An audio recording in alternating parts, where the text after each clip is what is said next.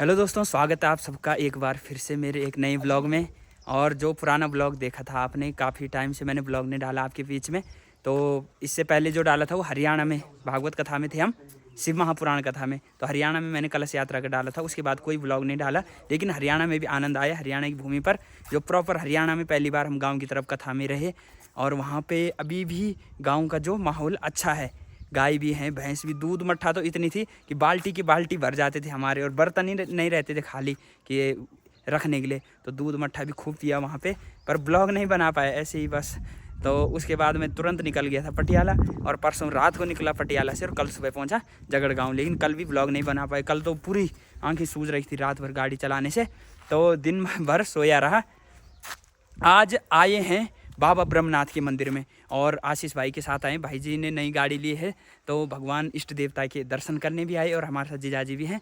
तो हम तीनों लोग अभी यहाँ पर आए हैं। सोचा कि भगवान ब्रह्मनाथ देवता के मंदिर से कई ब्लॉग मेरे बने हैं, और आज के ब्लॉग की शुरुआत यहीं से कर देता हूँ। और ये दिव्य और भव्य मंदिर भगवान ब्रह्मनाथ देवता का, जिनका कि नाम आप पूरे देश भर में सुन सकते हैं। और हमारे जगुड़ी बंधु जहाँ जहाँ पर भी हैं, जिस भी गांव में हैं, ब्रह्माई घाटी में भी हैं, फुरोला बड़कोट की तरफ जहाँ कहीं भी हैं, तो सब यहीं से फैले हुए हैं। ग्राम सभा जोगत से, मूल सभी लोग जोगत से हैं। और जोगत 3 गांव जोगत है। ये बिचला जोगत है, और जोगत तल्ला। बिचला जोगत ये है रोड के आसपास, जो रोड दिख रही है सामने, और उससे नीचे जो है वहाँ तल्ला जोगत है। और ये ऊपर को दिख रहा है, ये पूरा मल्ला जोगत है। तो ऊपर कई नाम है इनके। सामने कौकुंड दिख रहा है, ऊपर जाएं तो चिड़ा भागी, और सामने कपल सौड़ है, बिटा की छानी, ढंगारमती।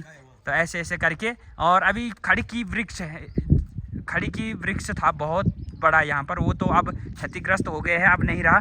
लेकिन नया वृक्षारोपण हो चुका है, और यहाँ पर दिव्य विशालकाय त्रिशूल यहाँ पर स्थापित किया गया है भगवान ब्रह्मनाथ देवता का। ये आप दिव्य दर्शन कर रहे हैं, बहुत सी वीडियो के माध्यम से देखे होंगे। और ये दिख रहा है जोगत बिचला, जिसको हम मांझे गांव भी बोलते हैं, पूरा नीचे। और मेरी मौसी लोगों का घर भी यहाँ पर है। ये वाइट वाला जो दिख रहा है फर्स्ट नंबर पर, और ये पूरा गांव। और नीचे नीचे जाओ तो नीचे जोगत तल्ला है। और ये हैं भैया जिनके साथ में आया हूँ विशेष आज, और जीजाजी। और भैया को नई गाड़ी की बहुत बहुत शुभकामनाएं। आगामी तो और भी गाड़ियाँ आने वाली हैं, उसके लिए भी। ये मेरा छोटा भाई है, और मेरा कुल पुरोहित भी है, और मुझे अच्छा लगता है कि मेरा कुल पुरोहित मेरे साथ है। इससे बड़ी बात क्या होगी, बाबा का साथ और कुल पुरोहित के साथ, मतलब भगवान का साक्षात मिलना है। Thank you. तो ये बड़े भाई का प्यार प्रेम है जो भी है, और इसी के बलबूते पे हम पूरे देश भर में जहाँ भी जाते हैं घूम रहे हैं, अपने के प्यारों, अपने लोगों के प्यार आशीर्वाद से ही।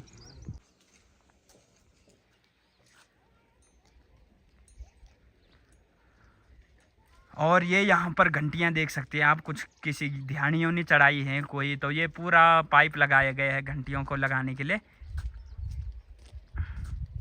और अब चलते हैं यहाँ से रोड की ओर। और दोस्तों, आप सबको होली की भी बहुत बहुत शुभकामनाएं। यार मैंने तो आज निकलना था ऋषिकेश, लेकिन भगवान की यही इच्छा होगी कि आज न जाऊं। मैंने कल निकलना है लुधियाना, परसों से कथा है वहाँ पर। तो आज सोच रहा था ऋषिकेश निकल जाऊं, नहीं तो कल ही दौड़ा भागी करनी होगी बहुत ज़्यादा, और रात का सफ़र करना पड़ेगा। अब देखो क्या होता। होली की वजह से आज गाड़ियाँ सब बंद हैं। और जो यहाँ पर फर्स्ट बार कथा हुई थी, उस टाइम हम भी यहाँ पर रहे थे। मुख्य जो वक्ता थे यहाँ पर चाचा जी थे, आचार्य भरत किशोर जी महाराज। तो उस टाइम समस्त समिति को, देव जो ब्रह्मनाथ देव मेला समिति अथवा मंदिर समिति, सबको प्रेरणा हुई कि यहाँ पर एक शिवालय होना चाहिए, स्टेज होनी चाहिए ऐसे कार्यक्रमों को कराने के लिए। तो ये देखिए स्टेज बनी है, उसके ऊपर शिवालय का भी निर्माण हुआ है। और यहाँ पर संस्कृत विद्यालय भी है, तो उसके लिए यहाँ पर हॉस्टल ये। आजकल तो बच्चे सभी लोग शायद गए होंगे छुट्टी पे अपने अपने घरों में। ठीक कर रहे हैं, वो लिखे नीचे देखो भाग गए।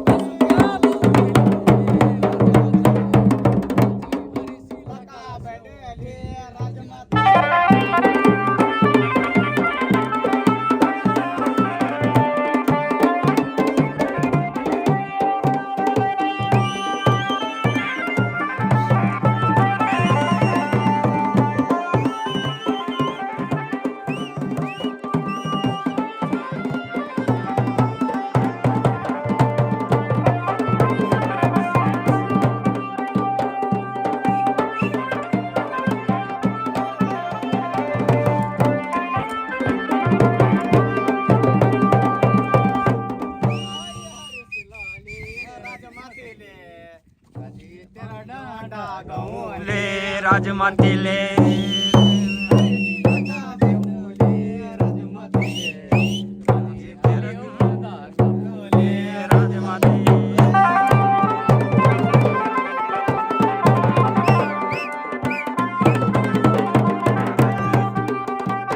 तो दोस्तों अभी मैं ग्राम सभा जोगत में हूँ और यहाँ पर जोगत जो बिचला है यहाँ के प्रधान जी से मुलाकात हुई है। तो इनका कुछ टाइम पहले मैंने एक वीडियो देखा था तो बताया जा रहा था कि बहुत अच्छे काम किए हैं ग्राम सभा में। तो मैं आज प्रधान जी से जानना चाहूँगा कि क्या क्या ऐसे काम रहे हैं। मैंने हालांकि पूरी वीडियो देखी नहीं, थोड़ा बहुत ही देखी। और विपिन जी हैं तो इनके पास कैमरा लेके चलता हूँ और बहुत सारे सवाल पूछूंगा। तो ये वर्तमान में अभी तक जो थे, आगामी तो नहीं, लेकिन जो अभी तक के प्रधान थे ग्राम सभा जोगत बिचला के, विपिन कुमार जी। तो मैं इनसे जानना चाहूँगा। सबसे पहले तो मैं एक बात पूछना चाहूँगा कि आप युवा प्रधान रहे हैं, तो आज की डेट में लोग किसी के पास बोलो कि मैं राजनीति में उतर रहा हूँ या गांव में प्रधान के लिए उठ रहा हूँ, तो सबसे पहले लोग बोलते हैं कि प्रधान का काम तो गाली खाने का काम है और बहुत बेकार काम है। मतलब अगर किसी को बर्बाद करना है तो उसे राजनीति में उतार दो। तो इनसे जानना चाहूँगा कि आपको क्या एक्सपीरियंस, और आगामी जो बहुत सारे युवा हैं जो चाहते हैं कि बनना, या उनके लिए क्या संदेश देना चाहते हैं आप। और जो लोग बोलते हैं कि ये गाली खाने का काम है और बेकार काम है, तो वाकई में ये सच है या झूठ है, इस पर कुछ बोलेंगे प्रधान जी। तो प्रधान जी को, सभी मित्रों को मेरा नमस्कार। जहाँ तक मुझे लगता है कि जो प्रधान पद होता है वो राजनीति की एक रीढ़ की हड्डी होती है ग्राम पंचायत स्तरों पर, और सभी शिक्षित और युवाओं को अपने ग्राम पंचायत के सर्वांगीण विकास में आगे आना चाहिए। ऐसा नहीं कि हर जनप्रतिनिधि को गालियाँ ही पड़ती है। जनप्रतिनिधि जहाँ तक गालियों की बात है तो ऐसा कुछ नहीं है। अगर आपकी कार्यशैली अच्छी है और जो गवर्नमेंट विभिन्न प्रकार की योजनाएं चला रही हो, केंद्र सरकार हो, राज्य सरकार हो, या ग्राम पंचायत की जो प्लान बनते हैं उनके अकॉर्डिंग यदि कोई कार्य करते हैं तो ऐसा कुछ नहीं है कि गाली खाने की नौबत आए। और जहाँ तक अनेक हमारा जैसे उत्तराखंड है तो विभिन्न प्रकार के भौगोलिक कंडीशन के स्तर पर अलग अलग प्रकार के ग्राम स्तर पर अलग अलग तरीके के विकास की ज़रूरत होती है। तो जो जहाँ के जो प्रधान है अपने ग्राम पंचायत के, उनको अपने गांव का एक अच्छा सा मॉडल तैयार कर ये देखना चाहिए कि हमारे ग्राम पंचायत की मूलभूत सुविधाएं क्या क्या होनी चाहिए, क्या क्या कमियां हैं, इन पे प्रधान को बढ़िया तरीके से फोकस करना चाहिए और कार्य करना चाहिए। और अब प्रधान जी से मैं जानना चाहूँगा कि आपके कार्यकाल में कौन कौन से ऐसे काम हुए हैं जिनकी की बहुत सराहना की जा रही है ग्राम सभा में, तो आप बताएंगे कुछ? सर, मैं सभी मित्रों को ये बताना चाहूँगा कि ये जो पंचवर्षीय योजना रही है, आप सभी को अवगत है कि 2-2.5 साल वर्ष कोविड ने हमारे ख़राब किए हैं, लेकिन 2-2.5 वर्ष से हमें कार्य करने का जब मौका मिला है, तो जैसे हमारी ग्राम पंचायत में तो राजकीय प्राथमिक विद्यालय नहीं था, उसको बनाने का प्रयास किया। पंचायत भवन हो गए और आंगनवाड़ी का मैदान हो गया, सुरक्षा दीवार हो गए, पानी की जो समस्याएं थी या आम रास्तों की या भूमि विकास के जो कार्य हैं, विभिन्न तरीके के कार्यों पे हमारा कार्य रहा है और अच्छी फीडबैक भी मिली है। तो जहाँ तक मुझे लगता है कि विभिन्न प्रकार की योजनाएं चली है, विकास परक हो चाहे रोजगार परक हो या बौद्धिक विकास संबंधित भी हमने प्रयास किया है कुछ अच्छा करने का। तो जहाँ तक मुझे लगता है 2-2.5 वर्षों में जितना प्रयास हमें करना चाहिए था, हमने अपना 100% दिया है। तो ठीक ही रहा है मतलब।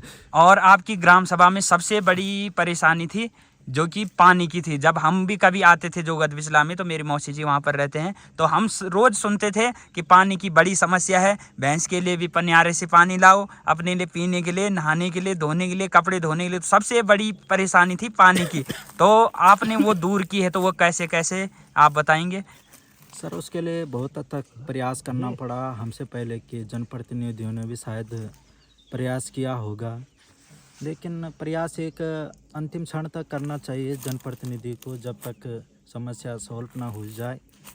तो आपको पता है केंद्र सरकार राज्य सरकार के जो कन्वर्जिंग में विभिन्न प्रकार की योजनाएं चली है, तो हमने मुख्यमंत्री दरबार में जाके भी और पीएमओ कार्यालय तक कार्रवाई कराई है और फिर डीएम को आदेश करवा के एक्शन साहब के माध्यम से और स्वयं भी कई बार विभागों में संपर्क करके प्रस्तावों द्वारा एक ऑर्डर करवाया कि जिसके लिए अलग एक डीपीआर बने, एक मॉडल बने। तो दिक्कत ये थी कि हमारा जो गांव है वो ऊपर था और पेयजल स्रोत नीचे था, तो यहाँ ग्रोथिया टाइप में पानी आना तो पॉसिबल नहीं था। इसलिए हमने मोटर पंपिंग सिस्टम और सोलर प्लांट से विभिन्न जगहों पर टैंक बनाए, जो नीचे का स्रोत का पानी उसको गांव के टॉप में ले गए और पूरे गांव में डिस्ट्रीब्यूट करवाए उस पानी को।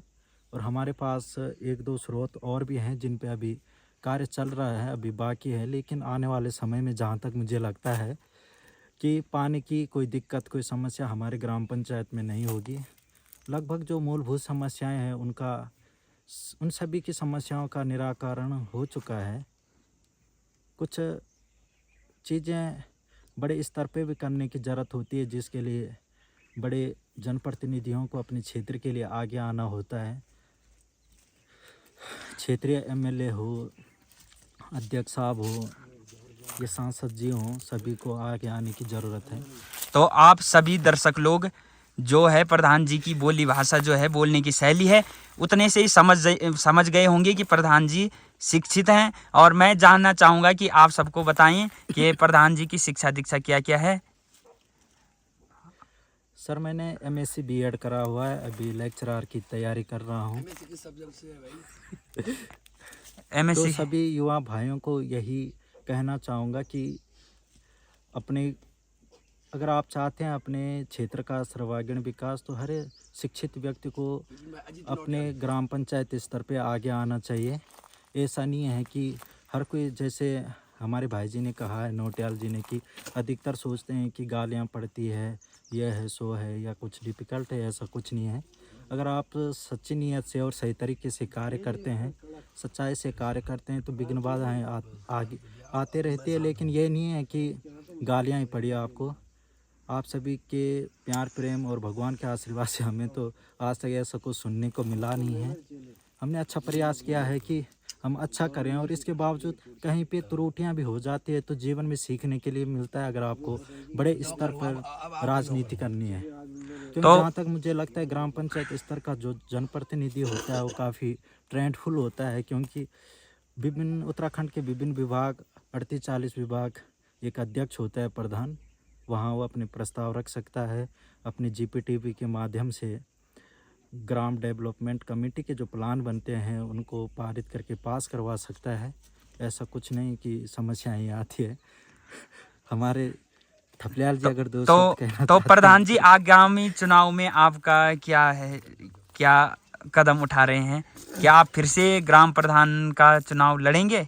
देखते हैं मित्र कि अभी समीकरण क्या बनती है। अभी कुछ ऐसा फिक्स हुआ नहीं है कि क्या सीट आती है क्या नहीं आती है, तो बात की बात है। चलो हमारे मैं साथ धन्यवाद अभी करता हूँ अपनी ग्राम पंचायत के सभी युवाओं का जिन्होंने मेरा साथ दिया है।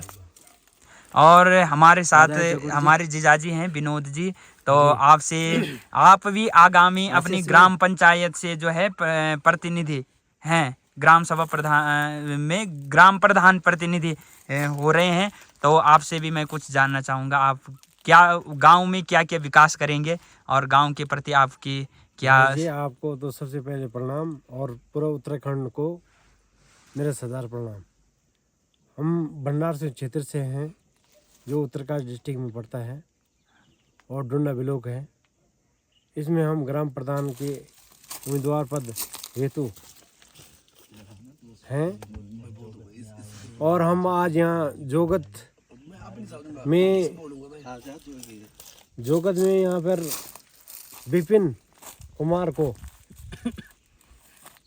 जो कि मीडिया में छाए हुए हैं और उन्होंने अच्छा काम किया है।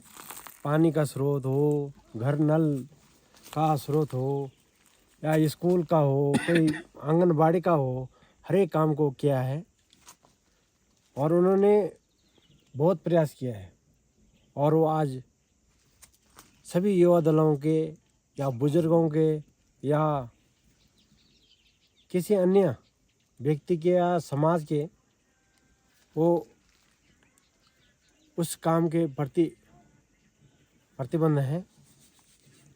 और उनको मिलने के लिए स्पेशली हम भंडारसिर क्षेत्र से परमखाल टिपरा गांव से आए हैं, क्योंकि हमने इनका विचार सुन के हमें अच्छा लगा है कि अच्छे प्रधान हैं, अच्छा प्रगति गई है।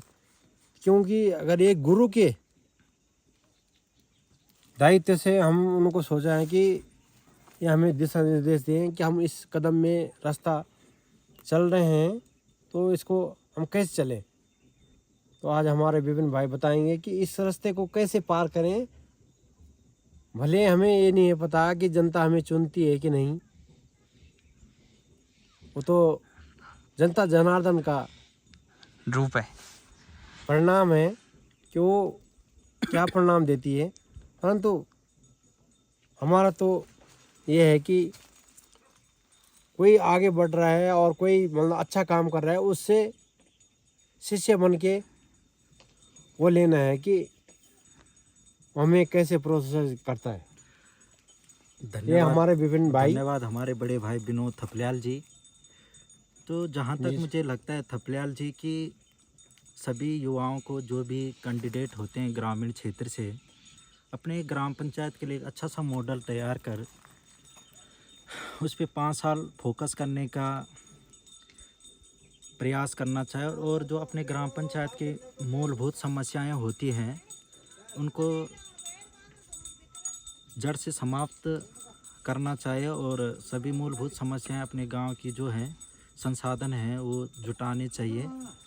और मैं सभी युवा भाइयों से, जो भी प्रतिनिधि होंगे अपने उत्तराखंड के, तो आगे आना चाहिए जो शिक्षित वर्ग है। और ग्रामीण वासियों को भी ये ध्यान देना चाहिए कि अधिकतर ग्रामीण क्षेत्र में महिला प्रतिशत ज़्यादा है वोटिंग का, क्योंकि अधिकतर ग्रामीण जो युवा हैं अपने दिनचर्या से और अपने रोज़गार स्वरोजगार के लिए बाहर हैं।